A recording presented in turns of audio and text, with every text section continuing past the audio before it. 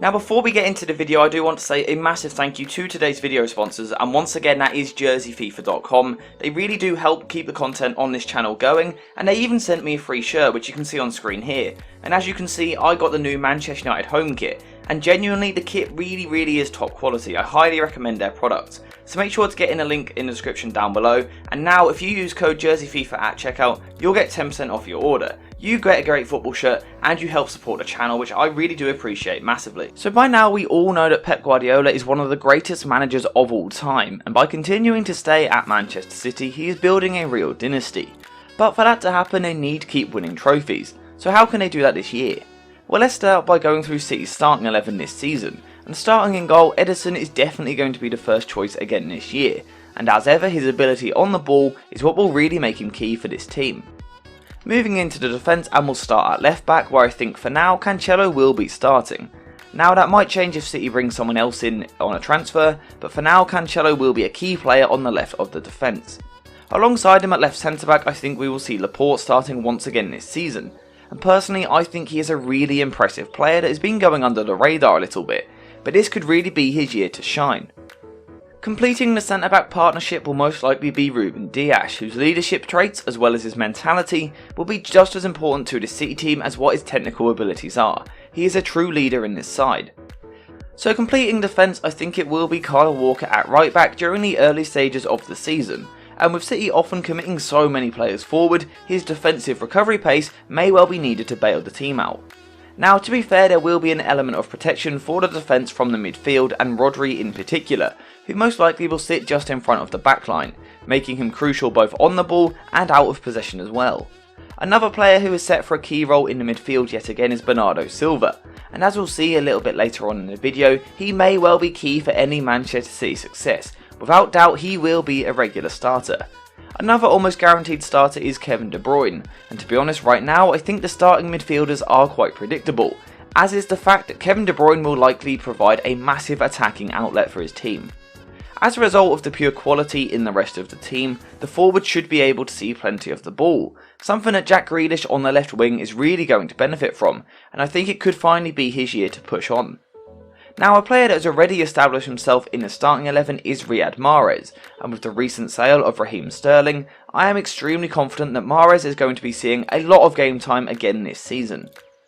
And then another player that is guaranteed a lot of game time is of course Erling Haaland, Manchester City's big marquee signing, who City are hoping can come into a team and really be the final piece for this masterpiece of a jigsaw.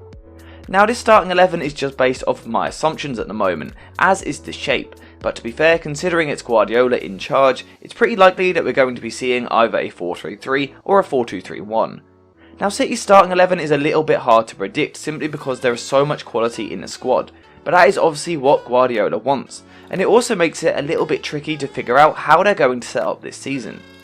So now using that starting 11, I'm going to suggest a few different possession shapes that Manchester City could use this year, and one possibility is a 2-3 shape with the fullbacks playing either side of Rodri.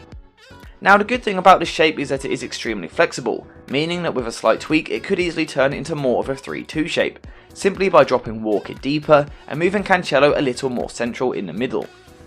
Now this shape is also quite flexible again, especially with Bernardo Silva in the team, because he is more than capable of dropping a little bit deeper, and this would now create a 2-4 shape with what is essentially a double pivot.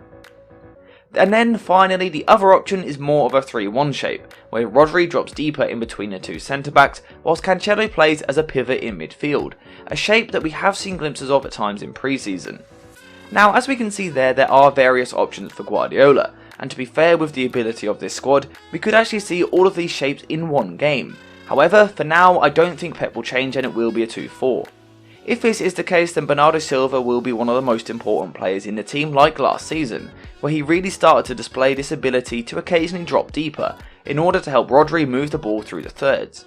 However, having said that, there are talks that Bernardo could be sold this summer, so I wonder if we could perhaps either see Phil Foden or maybe even Calvin Phillips being used in this sort of role if Bernardo is to leave the club. However, either way, no matter who the other midfielder is, I think one thing that I can say with a degree of certainty is that De Bruyne will be the midfielder that is given the most attacking freedom to really express himself on the ball. One pattern in particular that I'm expecting to see is De Bruyne getting the ball in space before swinging early crosses into the box for Haaland to attack, and with the quality of these two players, that really could be deadly.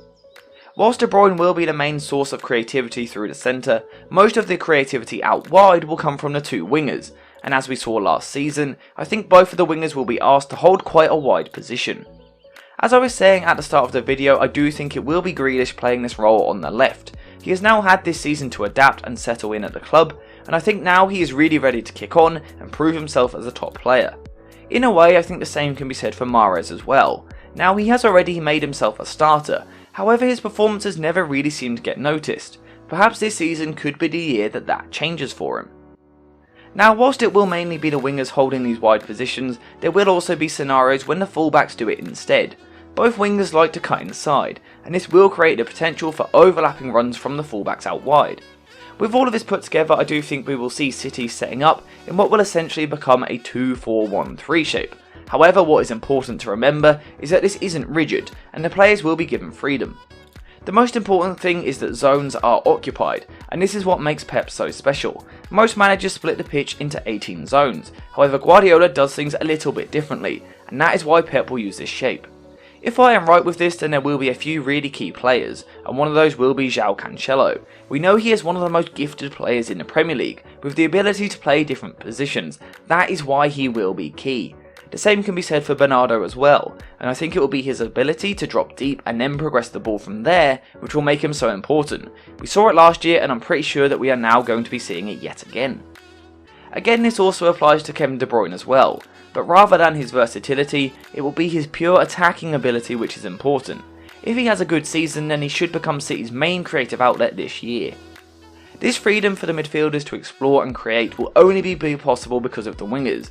They may not always get the ball, but their ability to hold the width and really stretch the pitch is crucial for this whole system to work. This need for width is something that I talk about a lot. All of the top managers do it, but for some reason it seems to go under the radar. But for City to succeed this season, the two wingers have to be willing to put the rest of the team first. If everything we've looked at so far works well, and I'm confident it will, then Haaland up front then becomes perhaps the most important player of all. City have lacked a true goal scorer recently. That is why they've gone and signed one of the best. Now, it is important to remember that it may take a bit of time for Haaland to adapt to the league. However, an early positive sign is that he seems to be linking up with Jack Grealish quite nicely, and that is something that I think we need to watch out for. Ultimately, getting Haaland to perform is the most important thing. If he is able to get up and running early in the season, then he could be the player that really blows the rest of the league away, because he gives City a different attacking dimension.